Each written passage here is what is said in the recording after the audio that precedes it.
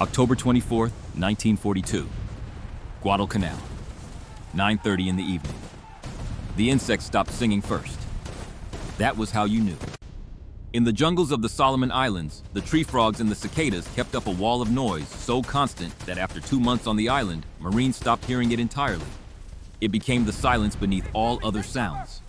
But when the insects went quiet, when the frogs swallowed their calls, and the cicadas ceased their electric hum, it meant something larger than insects was moving through the darkness.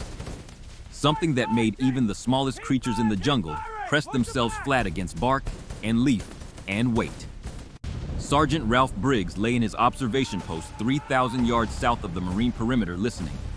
He had been positioned here with 46 other Marines for exactly this purpose: to watch, to listen, to count. And now, he was counting. The sound came from the south. Not one sound, but 1,000 small sounds woven together into something enormous. Footsteps on rotting leaves, the click of metal against metal, the whisper of fabric brushing against jungle growth, and underneath it all, the unmistakable rhythm of breathing. Not one man breathing, not 10, thousands. Thousands of men breathing in the humid dark, trying to be silent, but unable to silence the collective exhale of 3,000 human bodies moving through dense vegetation toward a single point on a muddy ridgeline. Briggs waited. He counted by duration. He estimated by the width of the sound and the time it took to pass his position. He had done this before in exercises, but never with numbers like this. When he was satisfied with his estimate, he picked up his field telephone and called the command post of the 1st Battalion, 7th Marine Regiment. The phone was answered by Lieutenant Colonel Lewis Burwell Puller. Briggs kept his voice level, professional, the way Marines reported things that might kill everyone listening. "Colonel, there are about 3,000 Japanese between you and me." On the other end of the line, Chesty Puller did not ask Briggs to repeat himself.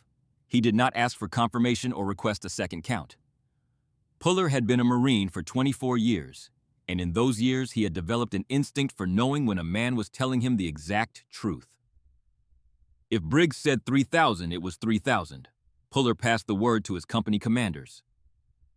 "Stand by. They are coming." 200 meters behind the forward rifle positions in a shallow depression where the ridgeline flattened before rising again. Corporal Frank Kowalski sat beside 3 M2 mortars planted in the mud. Each mortar weighed 42 pounds. Each consisted of a smooth steel tube, a base plate, and a bipod. No moving parts except the shell sliding down the barrel. No trigger to pull. No breech to close. Nothing that could jam or break or malfunction in the rain and the mud and the darkness. Kowalski placed his hand on the nearest tube and felt the cool steel under his palm. It was the same steel his father poured from furnace number 3 at Bethlehem Steel every morning at 6. The same metal that had built the bridges and the buildings and the railroad tracks of a nation that was now at war. Frank did not know that the weapon under his hand had been imagined 23 years earlier by a French artist in a metalwork shop in Paris, a man who spent his peacetime hours creating wrought iron gates for embassies and ornamental grillwork for the Louvre. He did not know that the simplest weapon in the American arsenal had been born from the most elegant imagination in French decorative art. What Frank Kowalski knew was this: in 4 hours, 3,000 Japanese soldiers would attack this position. He had 3 steel tubes, each weighing 42 pounds, and a crew of teenagers, none of whom had ever fired a mortar at a living human being. Tonight would be their education. He checked his watch. 9:45. He looked at his ammunition. 108 rounds per tube, 324 rounds total for the section. At maximum rate of fire, 18 rounds per minute per tube. That was roughly 6 minutes of continuous firing. If they had to shoot all night, they would need to be precise. Every shell would have to land exactly where it could do the most damage. PFC, Tommy Breslin from South Boston appeared at his shoulder. 18 years old, the best gunner in the section. Breslin could drop shells into the tube in a continuous motion without ever taking his eyes off the target area, his hands working from muscle memory developed through hundreds of practice rounds at Camp Lejeune. "How many rounds we got, Corporal?" "Enough," Kowalski said, "if we put them in the right place."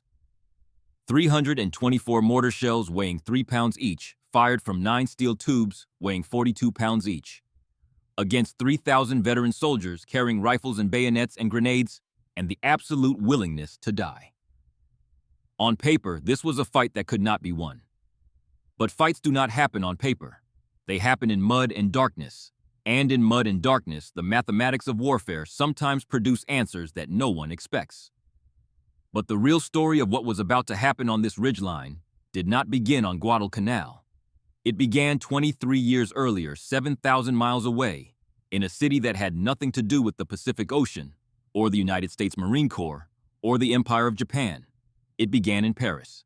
Edgar William Brandt was born on Christmas Eve, 1880, the first child of Betsy Emma Bass and Charles Hogg Brandt. By 1915, when the story of the M2 mortar truly begins, he was 35 years old and already one of the most celebrated metalworkers in France. He had exhibited at the Salon des Artistes Décorateurs since 1903. He had created grand staircases for the Hôtel de Ville in Auville.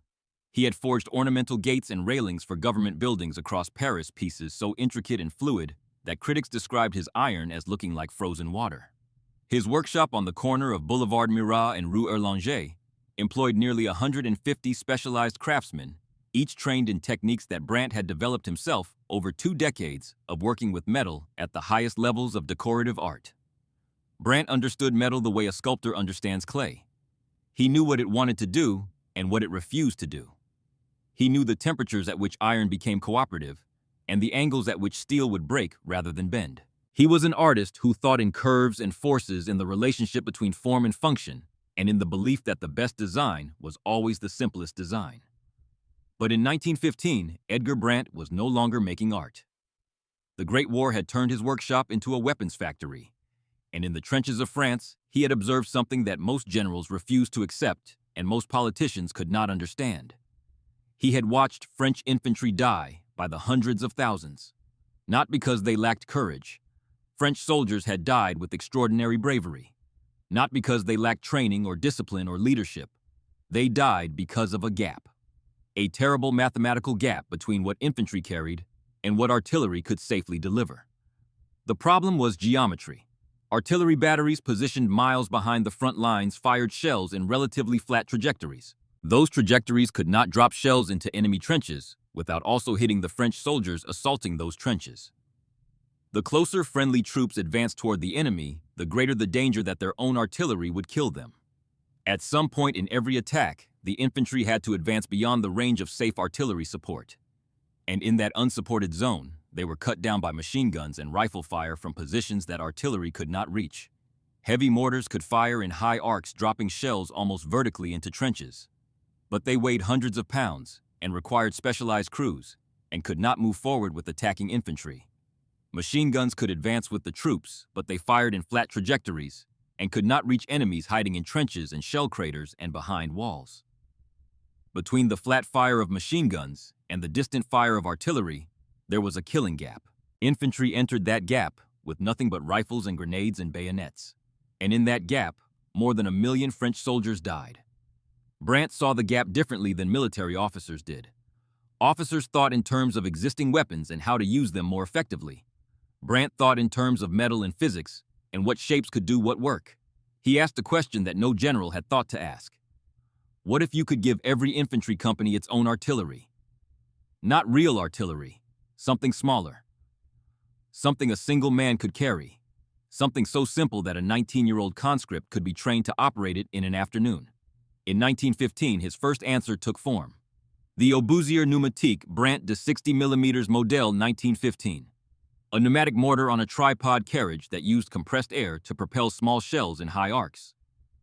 The shells he designed had an aerodynamic teardrop shape with flat stabilizing fins and an obturation groove around the widest point. These features, drawn directly from the curves he created in decorative ironwork, would define the design of mortar ammunition for the next century and beyond. Form follows function. The principle of Art Deco applied to the art of war. After the armistice, Brandt did not stop. He continued developing and refining. In 1925, he filed a patent for a mortar shell with multiple obturation grooves, a design that has not changed in principle in the 100 years since. His 81mm mortar, the MLE 27/31, became the standard medium mortar for the French Army and was licensed or copied by dozens of nations. But Brandt knew the 81mm was still too heavy for company-level support, too heavy for 2 men to carry forward with attacking infantry. too complex for untrained soldiers to operate under fire. He needed something smaller, lighter, simpler. By 1935, he had perfected the weapon that would change infantry warfare forever. The Brandt Moyle 1935. 60 millimeters in diameter, a smooth-bore steel tube, a base plate to absorb recoil, and a lightweight bipod for stability. No breech mechanism, no recoil system, no complex sighting equipment. Drop the shell down the tube. Let the fixed firing pin at the bottom strike the primer in the shell's base. Let physics do the rest. The shell falls onto the pin. The pin triggers a 20-gauge ignition cartridge packed with ballistite powder. The expanding gases propel the shell upward and outward in a high arc. The shell rises, reaches its apex perhaps 100 meters above the ground, then falls nearly straight down onto the target. Impact fuse detonates on contact.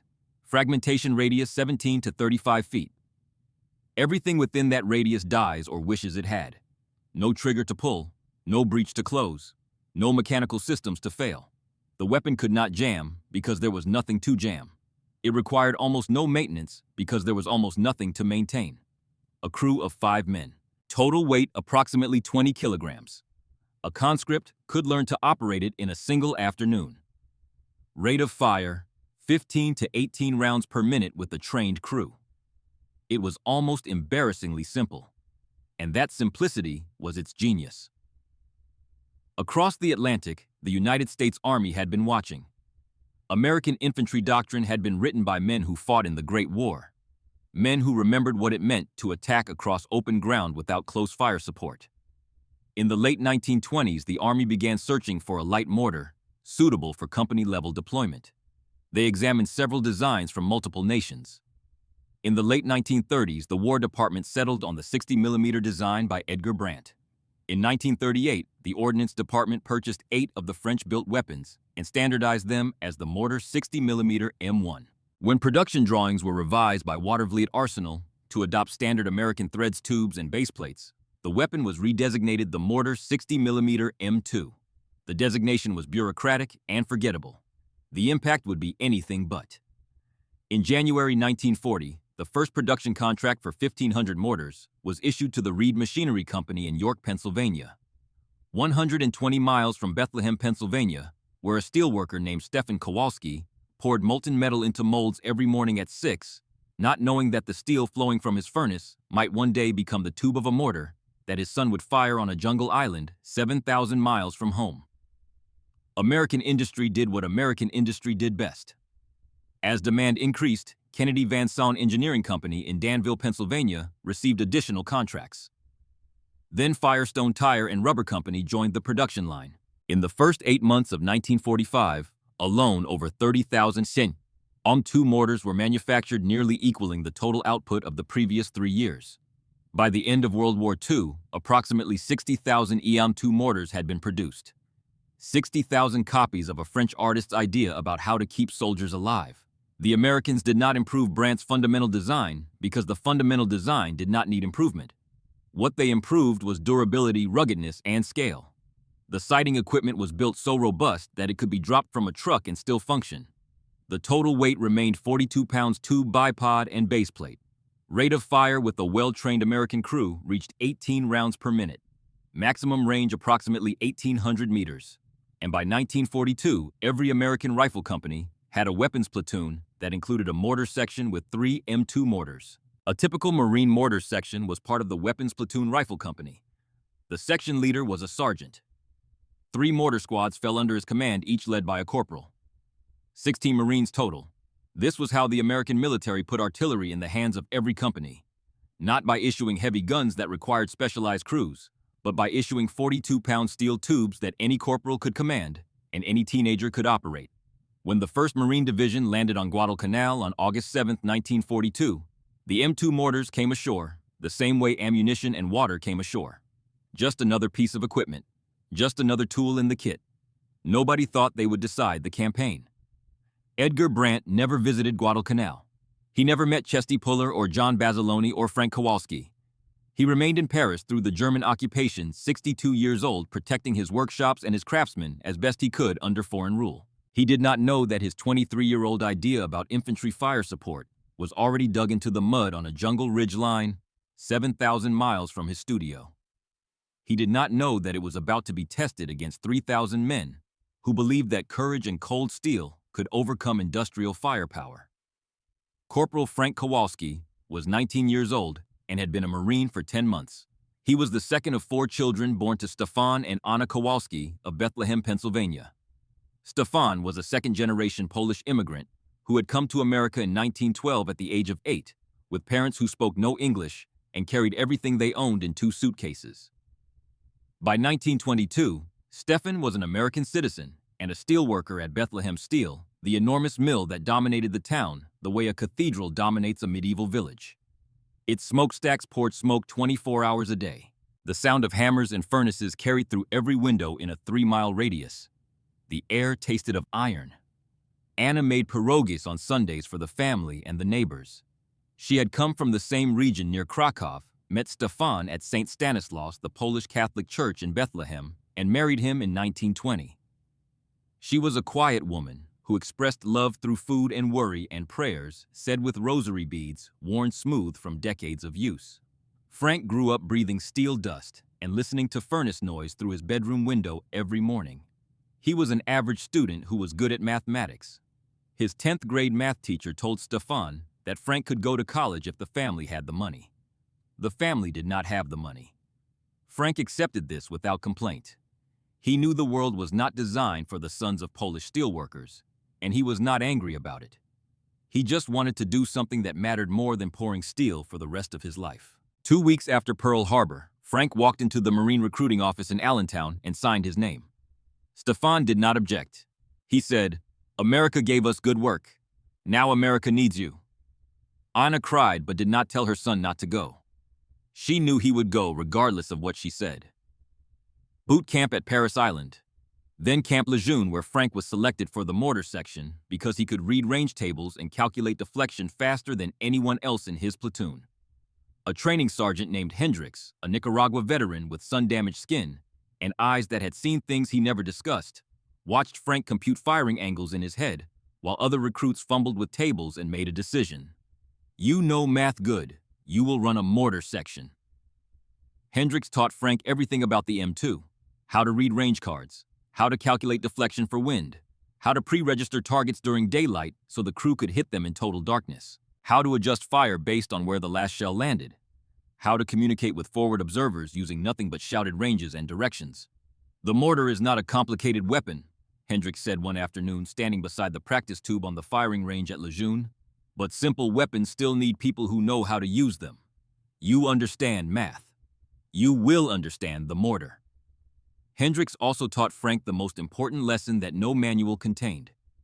Mortar crews never see the people they kill. You fire into darkness, into coordinates, into numbers on a card.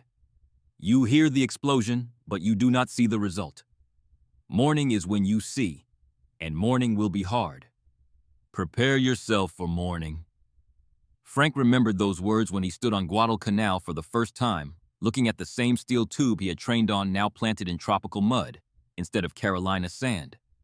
Same weapon, same smooth bore, same fixed firing pin. But here, there were malaria mosquitoes and tropical rain and 3,000 Japanese soldiers who would be coming in a few weeks. The 2 months before the battleground everyone down. The Marines on Guadalcanal were exhausted, malnourished, and sick. Malaria and dysentery swept through the ranks. Rations had been cut in half. Uniforms rotted in the tropical humidity. Mail had not arrived in weeks. Some nights, Japanese warships shelled Henderson Field from offshore, and Marines lay in their holes listening to explosions and praying none would find them. On October 13th and 14th, 2 Japanese battleships bombarded the airfield with 14-inch shells, destroying aircraft and infrastructure in what Marines called the battleship night. It was the worst night on Guadalcanal up to that point. But every afternoon, Kowalski checked his mortars, wiped the tubes, inspected the firing pins, counted ammunition. Tedious work, precise work. The same way his father inspected the furnace before every shift. Not because it was interesting, but because a mistake meant death. Stefan checked the furnace because molten steel could kill. Frank checked the mortar because a faulty fuse or a jammed tube meant the section lost firepower and the defensive line lost protection. Same logic, same steel, same family. Frank's section included 9 Marines organized into 3 squads. PFC Tommy Breslin from South Boston 18 was the best gunner. He could sustain a rate of fire that approached the theoretical maximum, his hands working in a rhythm so smooth it looked choreographed. PFC Walter Jankowski from Chicago 19 served as assistant gunner on the 2nd tube. He was so calm under pressure that other Marines asked if he ever felt fear. He answered, "I am terrified all the time. I am just good at hiding it." PFC Bobby Marek 18 ran the 3rd tube. Czech American from Pittsburgh, nervous but competent. His hands shook before firing but steadied after the first round left the tube. Above them in the chain of command, 2nd Lieutenant Paul Novotny ran the weapons platoon. Czech American from Allentown, Pennsylvania, just a few miles from Bethlehem. 2 Pennsylvania boys in a Pacific jungle. Novotny was 24, a Lehigh University graduate who wore glasses and looked more like a school teacher than a combat officer. But he understood the M2 at a technical level that few officers achieved, and he trusted Kowalski's section more than any other element in the battalion. Kowalski had met Lieutenant Colonel Puller exactly twice. The first time Puller walked the mortar positions during a routine inspection, looked at the tubes, looked at Kowalski, nodded, and said, "Make sure these fire when I need them." Then he walked away. The second time was the afternoon of October 24th, the day everything changed. Puller came through before sunset, checking fields of fire one final time, asking section commanders whether they had pre-registered their targets, asking whether ammunition was sufficient, and then delivering instructions that left no room for interpretation. When they come, fire your pre-plotted concentrations on the assembly areas. When the assault reaches the wire, shift to direct support of the rifle companies. Drop shells within 50 meters of friendly positions. If the line is breached, fire directly into the breach until you run out of ammunition or they stop coming. There is no plan for withdrawal. Henderson Field is 400 meters behind you. Kowalski watched Puller walk away, chest thrust forward like a man daring someone to take a shot, and thought, this man is either insane or the bravest person I have ever met. Possibly both. Sergeant John Basiloni commanded 2 sections of heavy machine guns positioned forward of the mortar line. Browning M, 1917. Water-cooled 30 caliber weapons that could sustain fire longer than air-cooled guns. Basiloni was 25 years old, born in Buffalo, New York, raised in Raritan, New Jersey, the 6th of 10 children. He had enlisted in the Army before the war, served in the Philippines, then joined the Marines because he wanted more. He was big, loud, confident, and possessed the kind of natural authority that made frightened men believe everything would be fine simply because Basiloni said so. He came to the mortar position once that afternoon. He looked at Kowalski and asked a question that cut through all the military formality and got straight to the thing that mattered. "How close can you drop shells in front of me?" Kowalski thought about it. 50 meters. Maybe 30 if I am careful. Basiloni nodded. "Good. When you hear me shooting, you know where they are. Put your shells in front of me." Then he walked back to his machine guns. The sun set on Guadalcanal. The sky turned orange, then purple, then black. The insects began their chorus. Kowalski sat beside his mortars, one hand resting on the cooling steel of tube number 1. Around him, his crew made final preparations. Breslin counted rounds one more time. Jankowski sat with his eyes closed. Bobby Marek arranged ammunition containers so he could find them by touch in total darkness. Each shell stored in a cylindrical case that kept it dry and protected. Each fuse checked. Each propellant increment wiped clean of moisture. This was not glamorous work. It was the kind of tedious preparation that separated units that survived from units that died stupidly. Somewhere to the south in the jungle, darkness beyond the Marine perimeter, 3,000 soldiers of the Imperial Japanese Army were reaching their assault positions. And among them, Captain Kenji Takahashi checked his officer's sword one final time. To understand what happened on the ridgeline south of Henderson Field that night, you must first understand the men who came out of the jungle, not as a faceless mass, not as an abstract number on a battle report, as soldiers with names and histories and reasons for believing they would succeed, because they had succeeded before. Every time, against every enemy. Until tonight, Lieutenant General Harukichi Hyakutake commanded the Japanese 17th Army from his headquarters at Rabaul, a corps-level force spread across the Solomon Islands. Hyakutake was competent, methodical, and entirely conventional in his thinking. He was not a gambler or a visionary. He was a logistician who believed that warfare was a problem of mathematics. Enough soldiers attacking the right place at the right time would produce victory. When he looked at Guadalcanal, he saw arithmetic. The Americans had perhaps 10,000 men on the island. His intelligence staff estimated their defenses were thinly spread around the airfield perimeter. Therefore, concentrated assault by elite troops at the weakest point would break through. What Hyakutake did not know was that the Americans had approximately 23,000 men on Guadalcanal, more than double his estimate. Japanese intelligence had failed catastrophically, and that failure would cost thousands of lives. But Hyakutake planned his offensive with the numbers he had, and the numbers told him he would win. He assigned the main assault to Major General Masao Maruyama and the 2nd Infantry Division, the Sendai Division named for the city in Miyagi Prefecture, where most of its soldiers originated. These were not garrison troops or hastily trained conscripts. They were veterans who had fought through China and helped conquer Malaya and Singapore. Their officers had trained at the Imperial Japanese Army Academy. Their enlisted men had been taught since childhood that death in battle was the highest honor a soldier could achieve. Maruyama divided his force into 3 groups for the assault on the southern perimeter.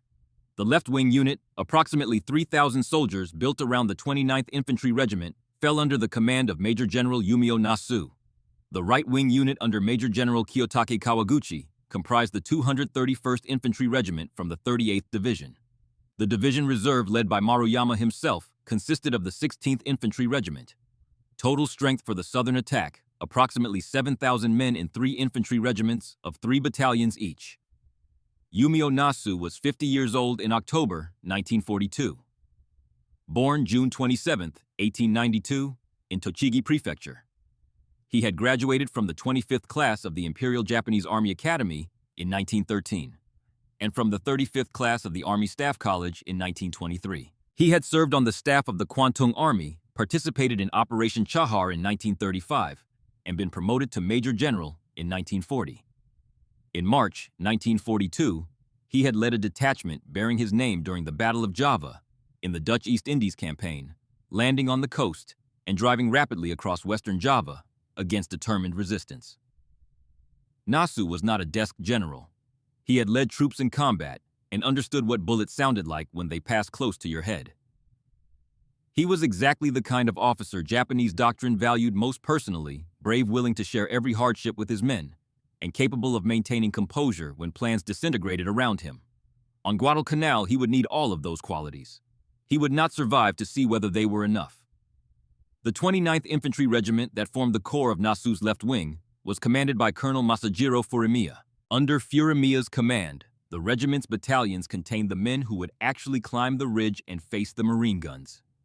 Among them in the 3rd Battalion, Captain Kenji Takahashi led his 200 soldiers through the final stages of preparation for the assault they had been told would capture Henderson Field and end the campaign. Takahashi had written his letter to his father that morning, the same letter he always wrote. Short, factual, devoid of emotion. His father, a history teacher in Sendai, would read it and understand everything his son had not said. The elder Takahashi had taught his boy that duty was higher than desire, that service to the nation was the highest purpose a man could fulfill, and that a soldier who feared death had already died in the ways that mattered. Kenji had absorbed these lessons the way a young tree absorbs sunlight completely without question, and with the result that every branch grew toward the same light. In China, from 1937 onward, Takahashi had learned things that no academy could teach. He learned that courage was not the absence of fear. Courage was fear with forward motion. He learned that soldiers followed officers not because of rank, but because of willingness. When Takahashi charged with his sword drawn, it was not empty ritual. It was a promise: I'd die before you. His 200 men were farmers and fishermen and carpenters and university students from Miyagi Prefecture. Each had a family waiting in Japan. Takahashi knew every man's name. He knew who had a wife, who had children, who wrote letters to his mother every week. Tonight, he would lead all of them up the slope toward the marine positions, knowing that most would not return. He had accepted this. They had accepted this. Acceptance was not resignation. It was clarity. When you know you will die, every second becomes precise. Every breath has weight. Every step matters because it might be the last. On October 12, a company of Japanese engineers had begun cutting a trail from the Matanakau River toward the southern portion of the American perimeter. They called it the Maruyama Road, and it traversed 15 miles of the most punishing terrain on Guadalcanal. Rivers and streams that had to be forded chest deep. Ravines so steep that ropes were required to descend and climb. Ridges covered in mud that became skating rinks after tropical rain. Jungles so dense that sunlight never reached the ground, and a man standing 10 meters away was invisible. Between October 16th and 18th, the 2nd Division began their march along the Maruyama Road. Nasu's unit led, followed by Kawaguchi, and then Maruyama. Each soldier carried one artillery shell, in addition to his pack and rifle. The shells were dead weight on the backs of men already carrying 60 pounds of equipment through terrain that would have exhausted them carrying nothing at all. Takahashi watched his men negotiate each obstacle. Many were already weakened by malaria. Roughly a third of the force shook with fever, but continued marching because stopping was not an option. Some soldiers abandoned their packs to reduce weight, keeping only their rifles, ammunition, and bayonets, the bare minimum for killing. Rice rations were divided into smaller portions each day because 4 days of food had to stretch across a march that was taking longer than anyone had planned. The division's own mortars and artillery pieces had been left behind. They could not be moved through the jungle fast enough to keep pace with the infantry. This was an assault in the purest sense of the word. Men with rifles and bayonets and grenades attacking with courage and discipline, and the expectation that those qualities would be sufficient. But what the Japanese did not understand was the asymmetry they were walking into. They had abandoned their own indirect fire support.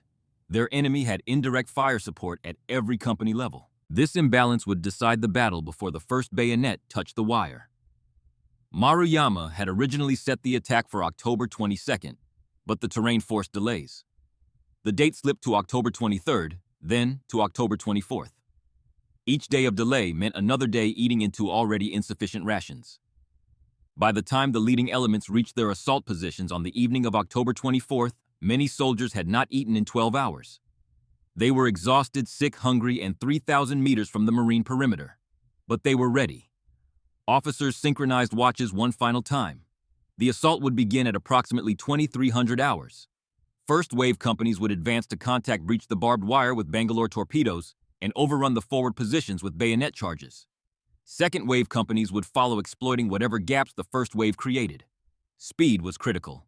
Hesitation meant death. Once the assault began, there would be no stopping until they reached Henderson Field or died in the attempt. Japanese infantry doctrine did not include contingency plans for failure, because planning for failure suggested that failure was acceptable. It was not acceptable. Victory or death. Nothing in between. Now turn the perspective 180 degrees. Stand behind the barbed wire instead of in front of it. The 1st Battalion's 7th Marine Regiment held approximately 1,000 meters of the southern perimeter. Puller's defensive position ran along a low ridge line, oriented roughly east to west, thick with jungle growth, but featuring terrain that naturally channeled attacking forces into predictable approaches. Puller had spent 2 months improving these positions with the obsessive attention of a man who understood that preparation was the difference between holding and dying. His machine guns were sighted to create interlocking fields of fire across every avenue of approach. This meant that any attacker moving toward the ridge would be caught in overlapping cones of bullets from multiple directions simultaneously. There was no path up the slope that was not covered by at least 2 machine gun positions. His rifle companies were dug into fighting positions with overhead cover against shrapnel and clear firing lanes that extended down the slope into the jungle. The barbed wire had been built over 2 months, layer by layer, until it formed a barrier 4 meters deep in some places. Anchored to palm logs. Reinforced with tin cans filled with pebbles that would rattle if touched. Not sophisticated engineering. Just thorough patient work by men who knew that wire bought time and time bought lives. And behind the rifle line, 9 M2 mortars waited in 3 sections of 3 tubes each. Each section had its fire missions pre-plotted. During daylight, Kowalski and his fellow section commanders had registered their tubes on likely assembly areas, approach routes, and the wire itself. They had calculated the exact elevation and deflection settings needed to hit each target. They had recorded these settings so that in total darkness with nothing visible beyond the muzzle flash, they could drop shells on pre-designated points with accuracy measured in meters. The ammunition was stacked in neat rows beside each tube. High-explosive M49A2 shells with point-detonating fuses that would explode on contact with the ground or any solid object. Each shell weighed just under 3 pounds and contained approximately half a pound of Composition B explosive. On paper, 3-pound shells against 3,000 soldiers seemed inadequate. But on paper does not account for where the explosion happens and how fast you can create the next one. The sun went down. Darkness settled over the ridgeline, and in the jungle to the south, 3,000 men began to move. The first indication was the Japanese artillery. It opened at 2300 hours, small-caliber shells from 75mm guns positioned several kilometers south of the perimeter. The fire was light and scattered. Puller listened and recognized it immediately for what it was. Preparatory bombardment. Noise to keep Marine heads down while the infantry closed. The Japanese did not have enough artillery on Guadalcanal for a sustained barrage. This was covering fire, nothing more. In the Japanese assault positions, final movements synchronized. Captain Takahashi gripped his sword in his right hand and a grenade in his left. The Marine positions were 500 meters ahead, perhaps less. Sound carried unpredictably in the jungle, and accurate distance estimation was impossible.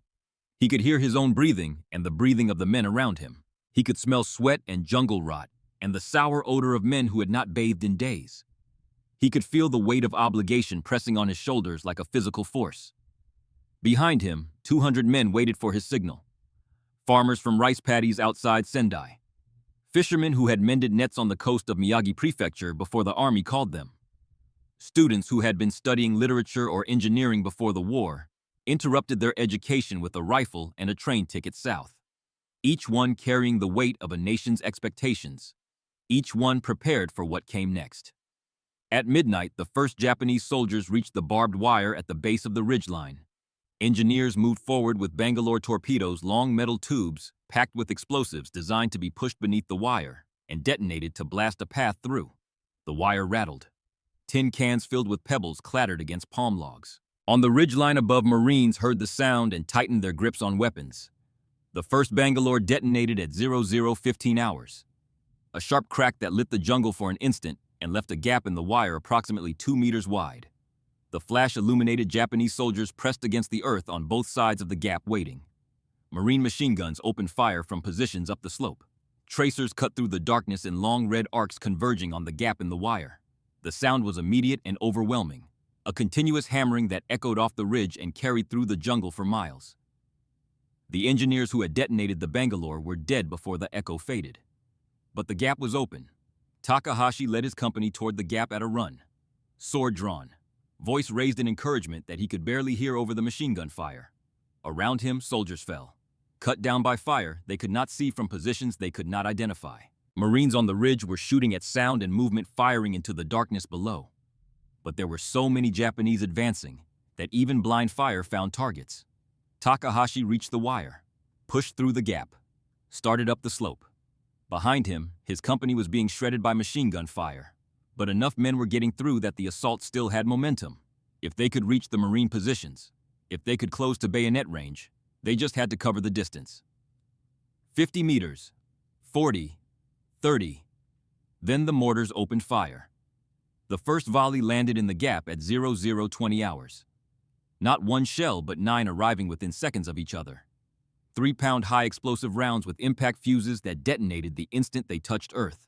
In his position behind the ridge, Kowalski had been waiting for this moment since sunset. He had calculated the range to the Bangalore gap 3 times during daylight, verifying his settings against the range card he had prepared that afternoon. When the Bangalore detonated and he heard the machine guns open up, he knew exactly where the Japanese would be funneling through. The gap in the wire. The point he had pre-registered at 1500 hours when there was still enough light to measure. He gave the order. Section fire. Breslin dropped the first shell. The sound was distinctive. A soft thump as the shell left the tube, then silence for 2 seconds as it climbed, reached its apex, and fell. Then the explosion. Sharp and flat, smaller than artillery, but precise. Kowalski watched the impact. On target. Continue firing, same settings. And the rhythm began. Thump, thump, thump. 3 tubes firing continuously. Breslin working in smooth repetition, receiving shells from the ammunition bearer and dropping them into the tube in a single fluid motion, never taking his eyes off the work. Jankowski firing with the mechanical regularity of a metronome. Bobby Marek shaking on the first round, steady by the third rock, solid by the fifth. Every 3.3 seconds, a shell left each tube. 3 tubes meant 1 shell per second from the section. Each shell descending from above and detonating on contact, spraying fragments across a radius of 17 to 35 feet. Every second, an area the size of a large room became a zone where nothing survived. And within 60 seconds, 18 such zones had been created, overlapping, covering the Bangalore Gap, and the ground surrounding it in continuous destruction. This was not a single large explosion. This was a rain of small explosions that never stopped, never paused, never gave anyone time to run or hide or reorganize. And this was exactly what Edgar Brandt had envisioned 23 years earlier in his workshop in Paris. Not one massive shell from far away, but many small shells from close range, continuous, precise, following the infantry wherever the infantry needed fire support. The impact area around the gap became a continuous eruption of dirt and steel and noise. Japanese soldiers who had been moving toward the breach were blown apart or driven to the ground. The gap that had been the focus of the assault became a killing zone where survival was measured in seconds. Takahashi was already through the gap when the mortars started, but the men behind him were not. He looked back down the slope and saw the explosions walking through his company. Methodical. Precise. Every few seconds, another flash, another concussion, another cluster of men who had been moving forward one moment and were on the ground the next. He had perhaps 30 men still with him on the Marine side of the wire. 15 minutes ago, 200 had started the assault. He turned back toward the Marine positions and continued climbing. There was nothing else to do. The mission was to break through. He would break through or he would die trying. On the Marine forward line, Sergeant Basiloni was doing what he had been doing since the first Bangalore torpedo blew the wire open, moving between his machine gun positions with the efficiency of a man who understood that standing still in a firefight was the fastest way to die. His 4 Brownings were firing simultaneously, creating a single continuous roar that Marines felt in their chests and their teeth and the bones behind their eyes. Basiloni checked for jams. Sustained fire at maximum rate created heat that boiled the water in the cooling jackets. When the water boiled away, the barrel overheated and the gun stopped. He told his crews to urinate into the cooling jackets to keep the guns running. It worked. The guns kept firing. Below his position, he could see the mortar rounds impacting down the slope. Brief white flashes that illuminated Japanese soldiers for an instant before the darkness swallowed them again. Each flash was a snapshot, a frozen moment. Men caught mid-stride, men falling, men already on the ground who would never stand again. But some Japanese were still getting through. He could hear them shouting in the darkness below, could see individual figures silhouetted against the mortar flashes climbing toward his position, with bayonets fixed. At 00:35 hours, Captain Takahashi reached the Marine barbed wire with 23 men still alive behind him. The rest of his 200-man company was scattered down the slope. Dead or wounded or pinned to the earth by fire, they could not escape. Takahashi had his sword in his right hand and a grenade in his left. The Marine fighting positions were 10 meters ahead. He threw the grenade toward the nearest machine gun position, waited for the explosion. The flash lit the slope for a heartbeat, and in that heartbeat, Takahashi saw everything. The sandbags, the barrel of the Browning protruding through the firing slit, the Marines ducking below the parapet, and beyond them up the slope, the dark shapes of mortar tubes that he had never understood, and now would never have the chance to understand. He charged, screaming encouragement to the men behind him. Some followed. Most did not make it 3 steps. The Browning he had targeted had been damaged, but not destroyed. The crew returned to their weapon. The gunner traversed the barrel, found movement in the darkness, and fired a burst that caught Takahashi in the chest and throat. The Japanese captain went down 10 meters from the Marine line, still holding his sword, still facing forward, dead before he understood what had killed him. The men behind him continued forward for another few seconds until Marine rifle fire cut them down one by one. By 00:35 hours, every man from Takahashi's company who had reached the Marine wire was dead. The assault that was supposed to break through Puller's line had been stopped 15 meters short of the forward positions. Somewhere in the darkness below, Takahashi's letter to his father lay in the breast pocket of a dead man's uniform. Short, precise. The last thing his father would receive from a son who had kept his promise. He had died before his men. He had done his duty. But the Japanese were not done. Not even close. Nasu committed more troops. The 29th Infantry Regiment pushed additional companies forward in coordinated assaults along multiple points of Puller's front. These were not wild charges. They were professional infantry operations by soldiers who understood fire and movement, who used terrain effectively, who advanced through draws and gullies that provided some protection from direct fire, and who brought forward machine guns of their own to suppress Marine positions while assault troops moved closer. They were good. They were very good. But they were advancing into a defense designed by a man who had spent 24 years studying how to kill people efficiently, and that defense was supported by weapons their doctrine had never accounted for. The M2 mortars shifted fire as the assault developed. Section commanders could not see their targets in the darkness, but they did not need to. The machine gunners and riflemen on the forward line could see exactly where the Japanese were assembling, silhouetted against mortar flashes, and illuminated by the glow of their own tracer rounds. They passed targeting information back by the simplest method available. Shouting, 200 meters, 2 o'clock. Kowalski heard the call and translated it into action. Elevation adjustment, deflection correction. 3 seconds of mental arithmetic, and then the command. Shift fire, new target. Breslin adjusted his tube. Jankowski followed. Bobby Merrick matched them round for round. The shells walked down the slope following the sound of Japanese assembly falling among troops who were trying to organize for the next rush. The mortar crews were creating a zone of continuous destruction that extended from the marine wire down the slope and into the jungle where reserves were trying to move forward. Danger close fire by any definition, close enough that a short round would kill Marines. But Puller had trained his men to accept that risk because the alternative was being overrun. At 0100 hours, Nasu committed his second wave. Another 1,000 men pushed forward to exploit whatever gaps the first wave had created.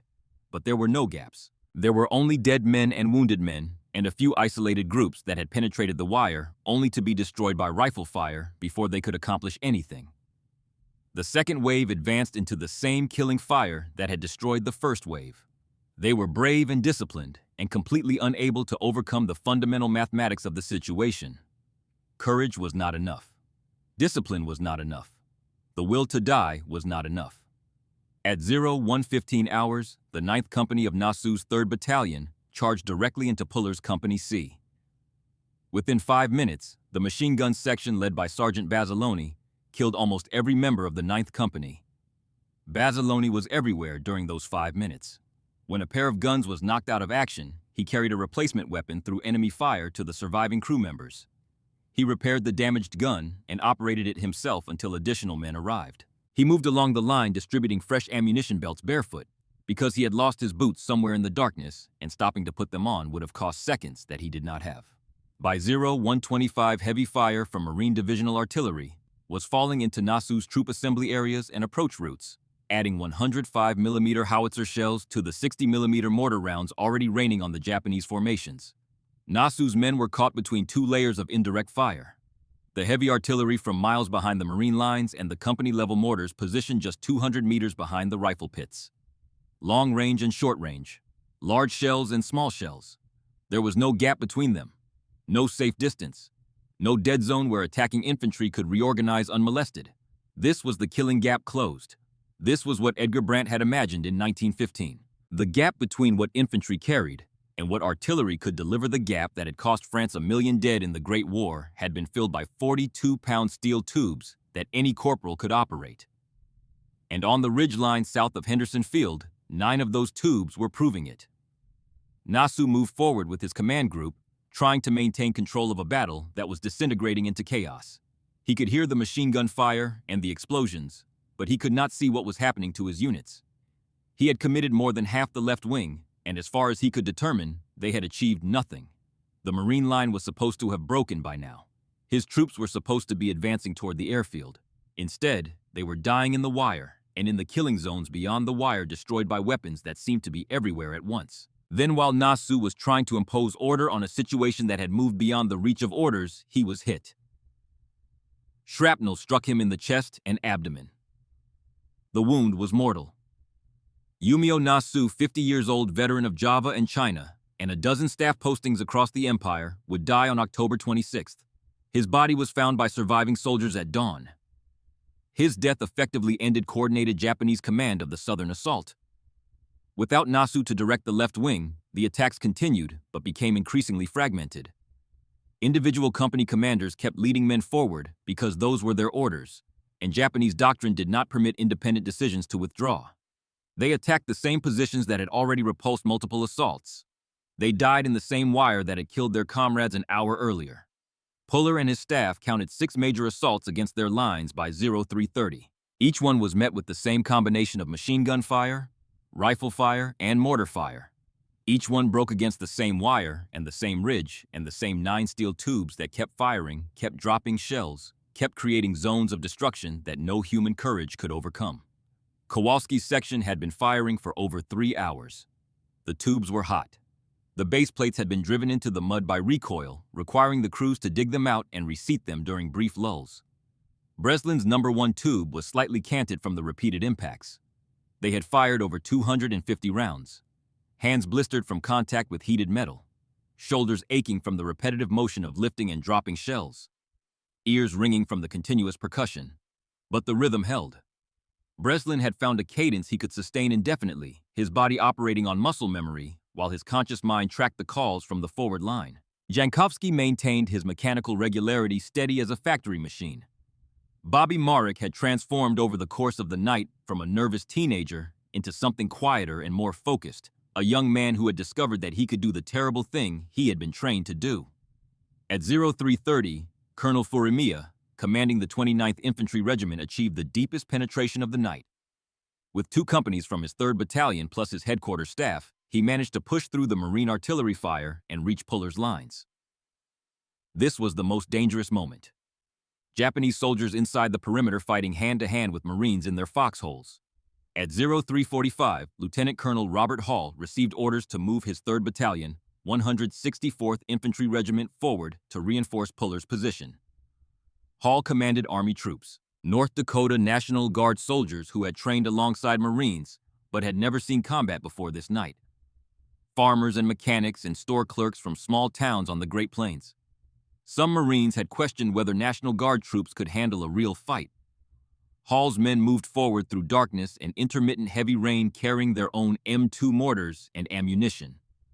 Despite the confusion and the noise, and the fact that they were walking into the middle of a battle they had never experienced, they were placed into Puller's defenses before dawn.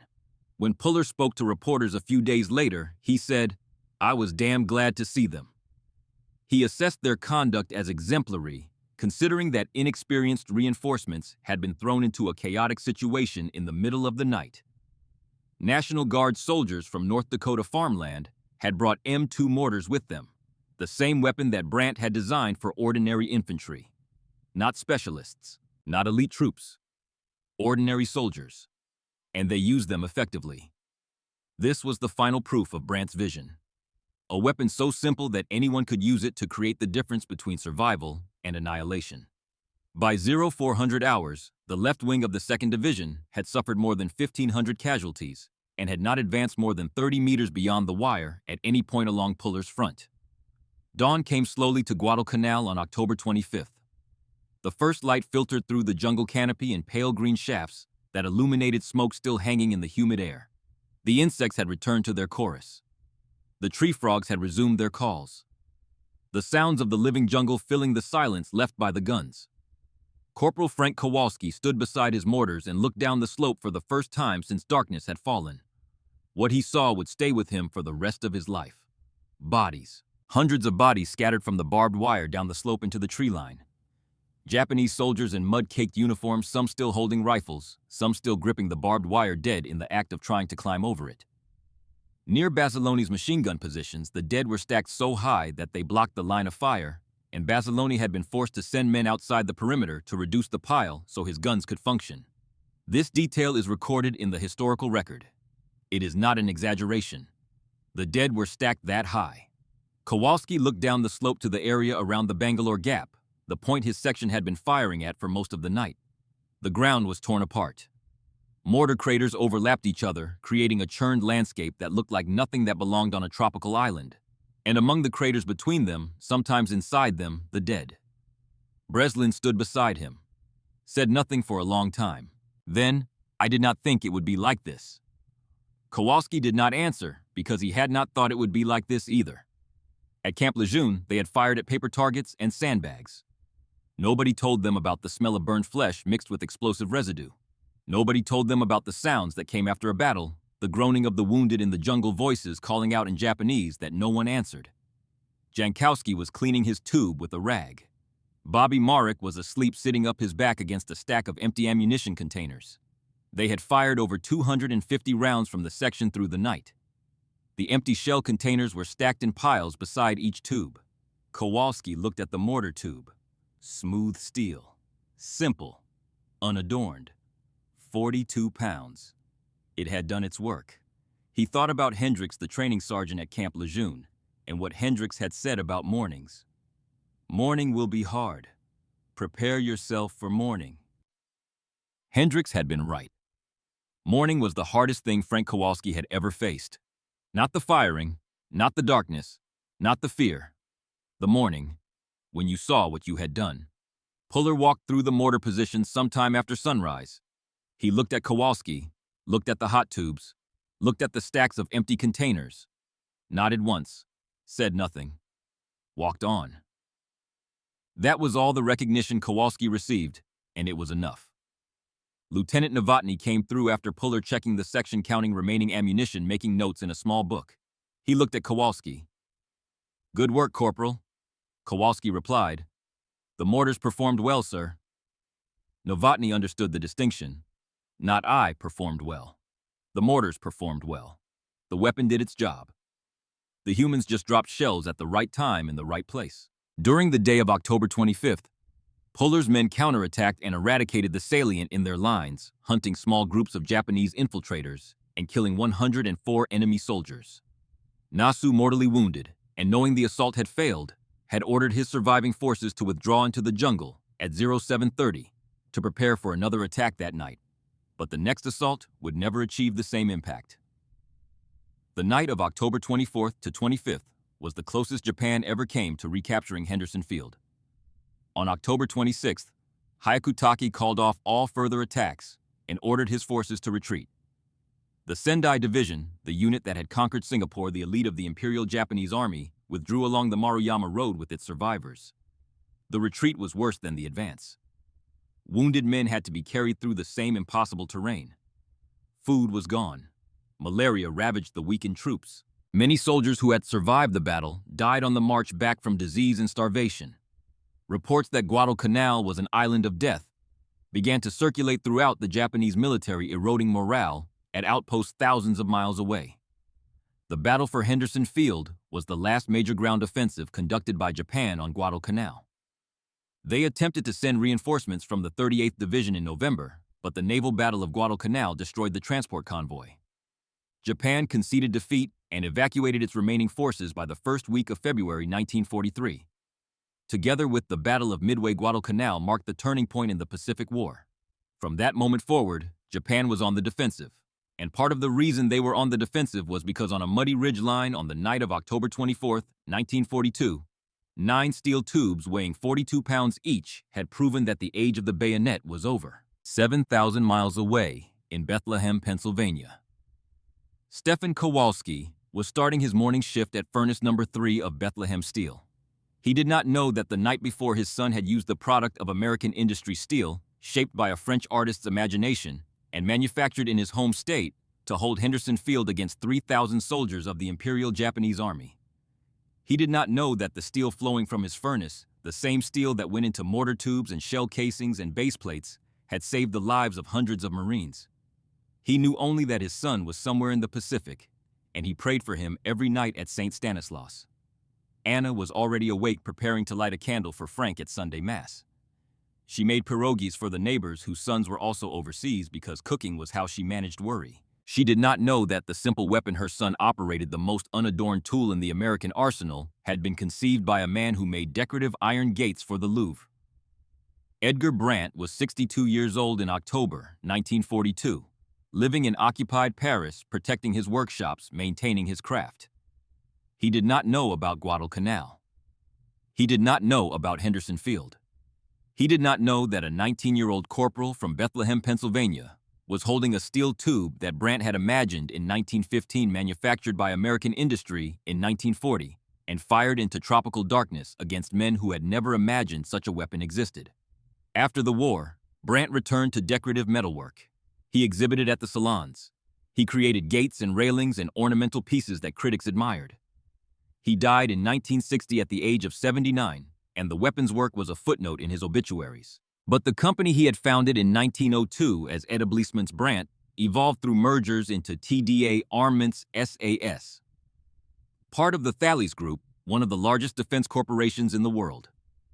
His 60mm, 81mm, and 120mm mortar systems became the standard for most of the world's armies after World War II.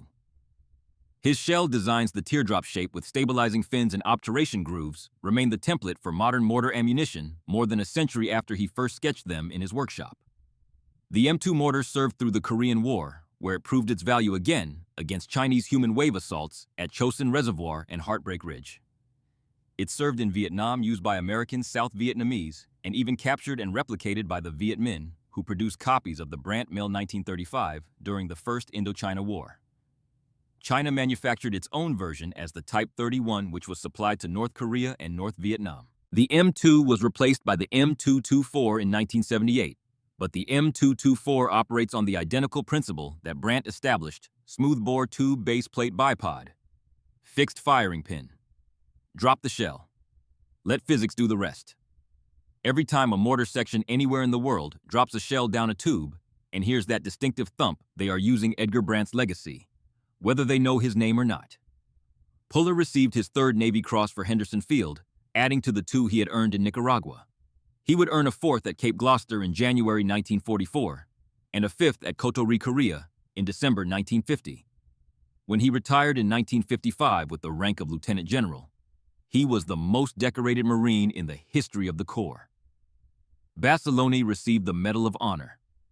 He was sent home to sell war bonds. He hated it. He said, "Only part of this medal belongs to me. Pieces of it belong to the boys who are still on Guadalcanal." He said that touring stateside was harder than fighting the Japanese. He requested repeatedly to return to combat and was repeatedly denied. Finally assigned to Camp Pendleton as a machine gun instructor, he eventually returned to the Pacific in 1945 with C Company 1st Battalion, 27th Marine Regiment, 5th Marine Division. He was killed on the first day of the invasion of Iwo Jima. February 19, 1945, leading a machine gun squad onto the beach, pushing terrified replacements toward their objectives. He died the way he lived. At the front, leading, never stopping. Nasu died on October 26th. His body was found at dawn by surviving soldiers. Another senior officer took command, but the battle had already been decided before Nasu fell. He was one of many Japanese generals who died on Guadalcanal, the island their own reports called the Island of Death. Maruyama retreated with his survivors to the Matanikau River. The Sendai Division, which had conquered Singapore in 70 days, was reduced to combat ineffectiveness on Guadalcanal. It would never fight at full strength again. No one in this story knew the whole story. Brandt did not know about Guadalcanal. Stefan Kowalski did not know how many shells his son had fired. Frank Kowalski did not know who designed the mortar. Takahashi did not know why he died. Nasu did not know which weapon destroyed his assault. And Puller, the only man who understood the full tactical picture, was not the kind of man who talked about it afterward.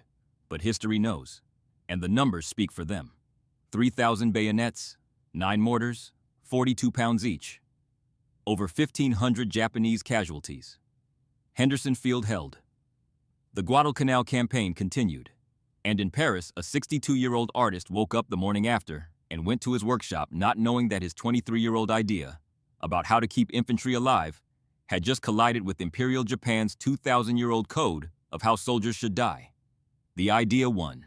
Edgar Brandt made the most beautiful iron gates in Paris, but the simplest thing he ever made, a smooth steel tube with no decoration and no moving parts, was his true masterpiece. Because a masterpiece is not the most beautiful thing.